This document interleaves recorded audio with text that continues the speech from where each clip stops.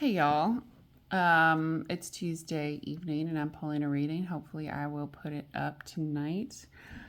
I've noticed that there is an energy right now, and maybe even through October. Justice and judgment keep coming up and again and again and again when I'm pulling on the next month and when I'm pulling on what the incoming energies are. And I've gotten this kind of yin yang issue where there's like either complete confusion and like, what the fuck are you doing? And just going against instinct. And then on the other side, there's like total bliss, harmony, happiness, making the right decision, judgment, and justice is on your side. So I'm not alone in pulling these sort of weird polar energies. I've noticed other readers have been pulling this sort of thing lately as well, which is really frustrating because that type of polarity sort of limits the potential credibility of people like us. That aside, I did go ahead and shuffle.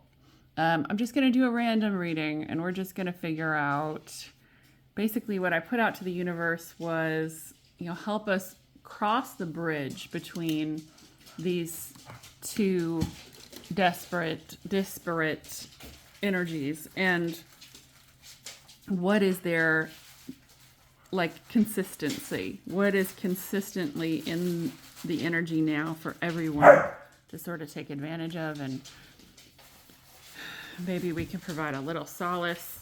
Anyway, bottom card is the Two of Pentacles.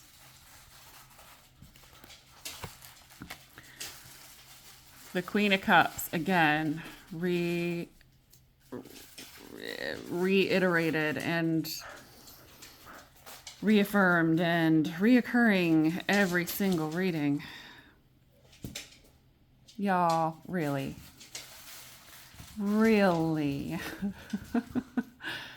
Like, let me tell you something. I was so tired. I worked a 12-hour day. I came home to take care of the pups, and like really exhausted, and they're clearly full of energy. And I have a little something to eat, and I'm like, let me just pull on this energy real quick. And I shuffled, and I turned on the camera, and this is what we get. What am I talking about?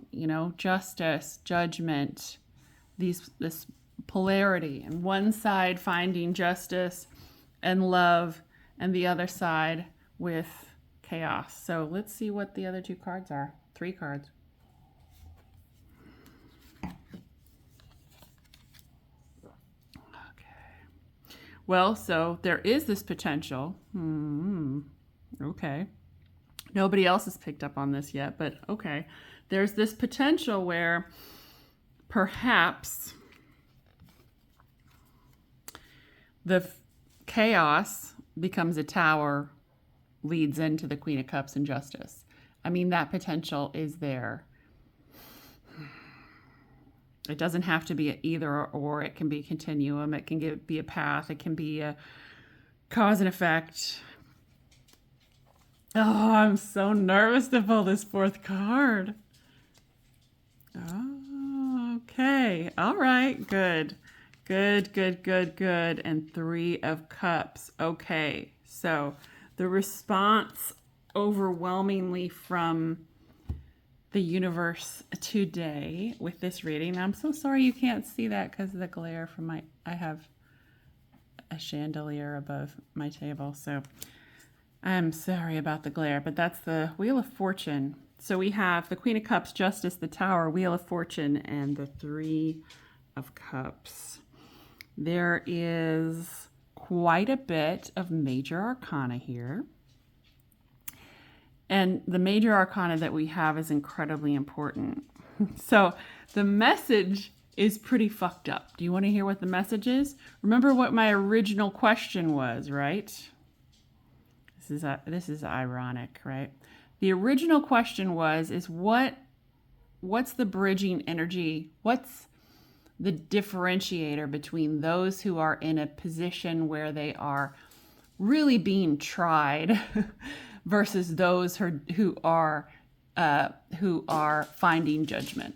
So those who are having a difficult time, those who walk a path that is not instinct driven, that is more devilish driven, that is more from the head rather than the heart. And then those on the alternate side, those folks who are driven by the heart, who are making instinctual choices, who are getting justice and karma for things that they have done, acts that they have done, or ways that they have been living, right? Where's the bridging energy? What makes it make sense? Who's who? How do we know? Because a lot of readers will say, well, it's either one or the other. I don't know who you are.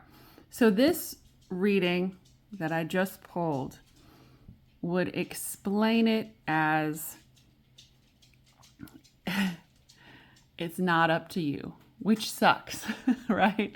If it was about free will, we would obviously make the better choice, I would hope. Y'all, if you have a little devil on your shoulder, a little angel on your shoulder, a little archangel Michael, and a little nasty little horned devil, hopefully you listen to the angel. Maybe not. The devils are pretty cool, right? They've got the leather jackets. They ride the Harley motorcycles. They're probably smoking cigarettes, and they probably talk back to their mom. So they're pretty cool. But the angel is the one you'd listen to, all right? So the angels can be pretty badass too, I'll tell you that. But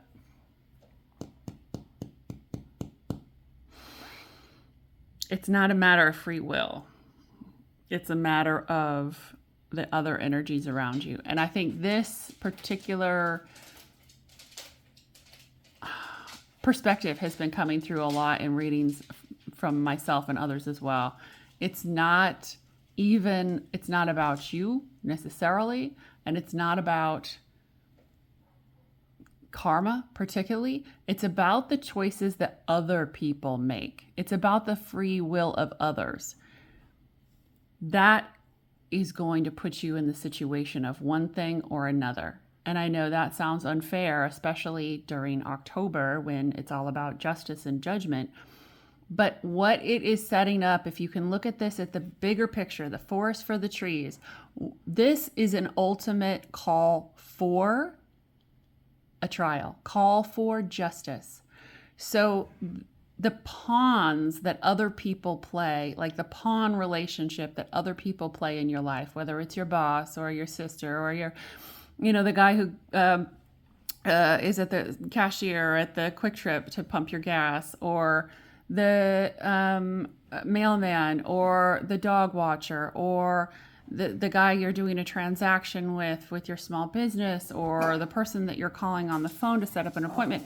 These small time energies coming into your life, their free will decisions are going to be what determines whether you are in one camp of this struggle or one camp of easy street. Let me just put it that way. And the dogs are very excited about this too. I'm so sorry.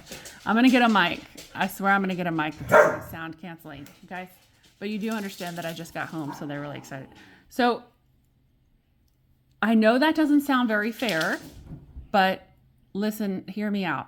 Those minor energies, those pawns in your everyday life, those decisions that they make in their free will, somehow becoming part of your personal, temporal, real experience in the 3D, are there to test them, okay? To set up karma for the next cycle, to get them to a place where they will be either getting justice or living on easy street. I don't know if this makes any sense. It makes perfect sense to me. I'm just trying to set it straight with words. So that's not to say that you aren't completely immune from this as well. You play your part in other people's lives too. So your little decisions also will fulfill a karmic response the next time. The next time the tax collector comes for your payment of karma, whether you owe a lot or a little is going to be determined this month. So it's a weird energy where and I'm glad that I finally got it right, because the karma and the justice and the judgment isn't being executed in this energy. It's being tested more than anything by these little tiny micro actions, micro interactions, right, between you and everyone else.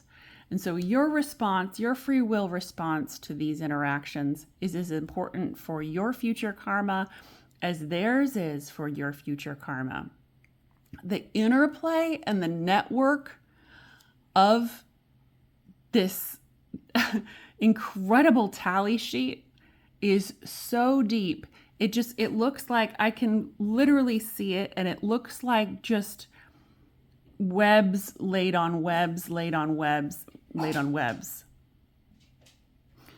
So it's super important to stay mindful of your own energy, and what you do and your free will decisions, and make sure they're beneficent and they're not coming from the devil on your shoulder, okay? Okay, that's number one.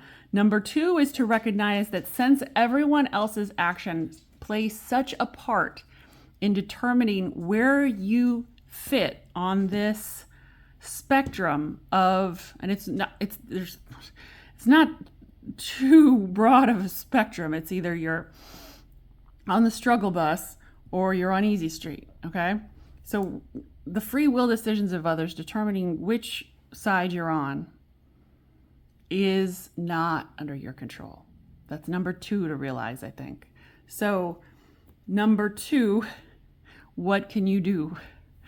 If you realize that you're on easy street and this is very good and things are happening positively and there are many people helping you get to this place and you have a lot of assistant energies, then flow with it. And likewise, if you find yourself in a period of struggle, adversity, things not going your way, you're hearing the devil on your shoulder. He's drowning out the angel on your shoulder. Also, go with the flow. Make the best decisions that you can for everyone's future, for the good of all. But realize that it is temporary. This soon will pass, and it has nothing to do with you intrinsically. And that might be a difficult reminder to have as you're going through all this, but if you can get through this and you can pump yourself up and you can get through any sort of questioning or negativity and just snap out of it, I think you're going to be so much better on the other side. So what I would recommend you do is write a list as soon as you watch this. If you watch this, they're the one person that watches this. Write a list of everything that kind of puts you in a good mood. Everything you like, everything that brings you a smile. If you have a folder in like Instagram or something, like a saved folder of all the cool stuff that you like, bring that out. Pull that up. Review that every single day.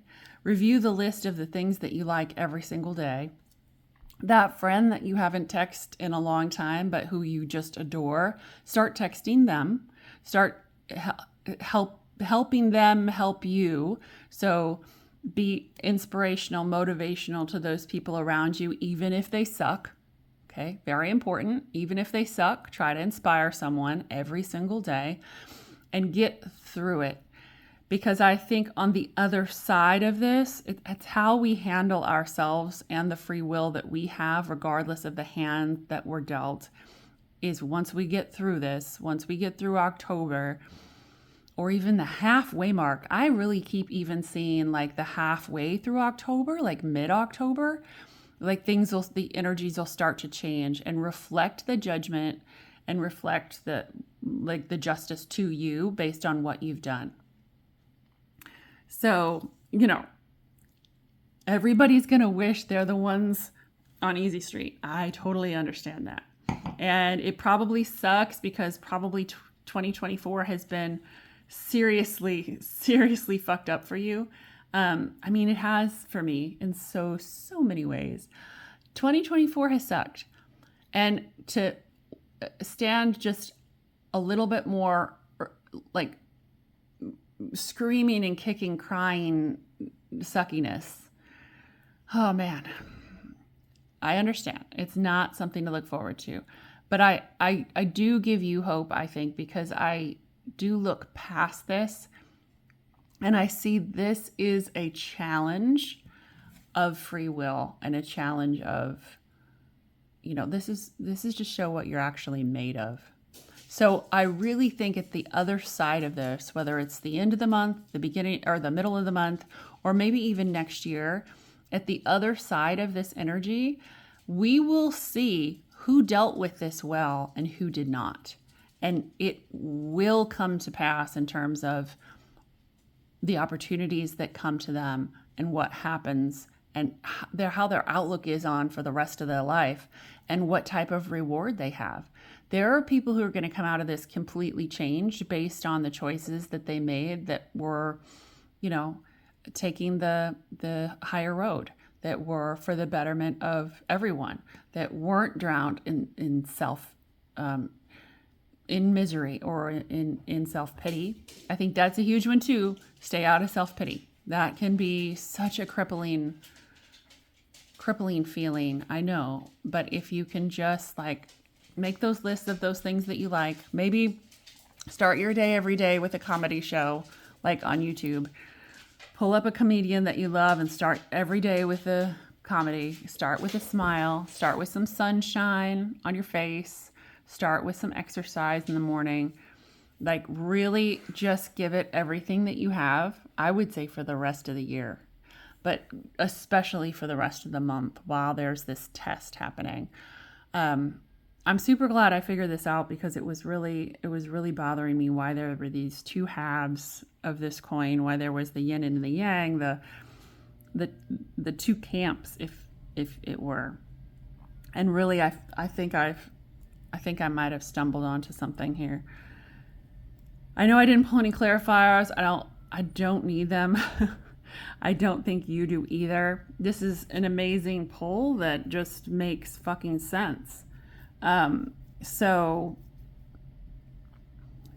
be good to yourself. Really keep it loose. There's this, some people think it's a terrible movie, but I love this movie so much. It's called, The Rest in Peace Department, RIPD. If you've watched it, you know that it has this terrible reputation of being I don't even know why, but it has 56 on Rotten Tomatoes or something. I love that movie. But there's this great scene where, I don't want to spoil it, but where something's about to happen to one of the main characters, and Ryan Reynolds.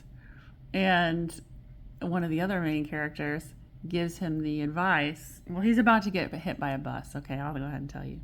He's about to get hit by a bus, and Lebowski, what's his name?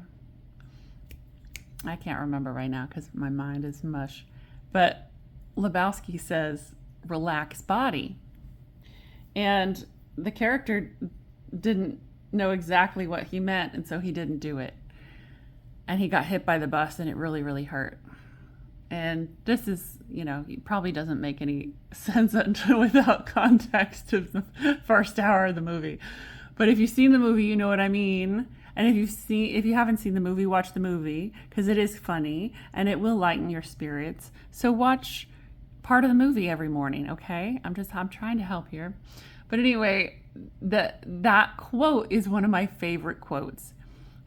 Because when it's absolutely true, when you realize you're about to endure something bad, something, whether it's hit by a bus or someone just died, or you're struggling with an emergency, or you just got bad news, or it's just even a bad day at work. The times that I have told myself, relax body, have been such a gift, because it's like a little cue, like a little mantra, like I'm a Pavlovian dog and I'm giving myself the little bell.